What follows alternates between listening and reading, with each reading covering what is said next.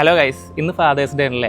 എൻ്റെ ഉപ്പ ഞാൻ ഭയങ്കര ലക്കിയാണ്. എൻ്റെ ഉപ്പാനെ പോലത്തെ ഒരു ഉപ്പാനെ കിട്ടിയില്ല. ഉപ്പാനായിട്ടുള്ള ബോണ്ട് മനസ്സിലാവണമെങ്കിൽ പാലക്കാട് കോളേജിൽ ഞാൻ പഠിച്ചത്. ഷാറൂഖ് എൻ്റെ ചങ്കുപടിയാണ്. കോളേജിൽ നിന്ന് കിട്ടിയ തൊട്ടി. ഡിഗ്രി ഞാൻ BBA ആയിരുന്നു. അപ്പം നമ്മുടെ ക്ലാസ് അത്രയും അടിപൊളിയായതുകൊണ്ട് നമുക്ക് മാത്രം പാരൻസ് മീറ്റിംഗ് ഉണ്ടായിരുന്നു മന്ത്ലി.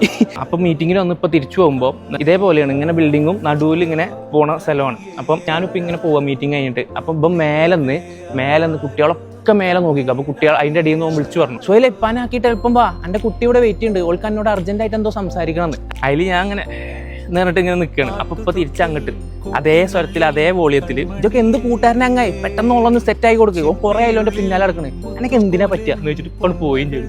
ഈ ചെക്കന്മാർ മുഴുവൻ കൂവി, ഇതെല്ലാവരും കേട്ടും ചെയ്തു. അതിൽ പിന്നെ എനിക്കൊരു സമാധാനം.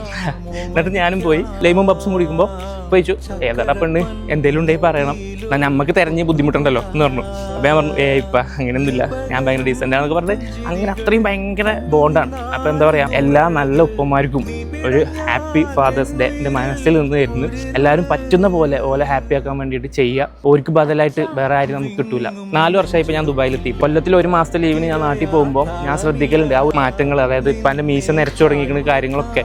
അപ്പോൾ നമുക്ക് ഭയങ്കര വിഷമമാണ്. കാരണം ഉള്ള സമയത്ത് മാക്സിമം ഓരെ ഹാപ്പി ആക്കാൻ നോക്കുക, ഓരെ കൺസിഡർ ചെയ്യുക, ഓരുടെ ആഗ്രഹങ്ങൾക്കൊത്ത് ജീവിക്കാൻ ശ്രമിക്കുക. അപ്പോൾ എല്ലാവരോടും ബൈ.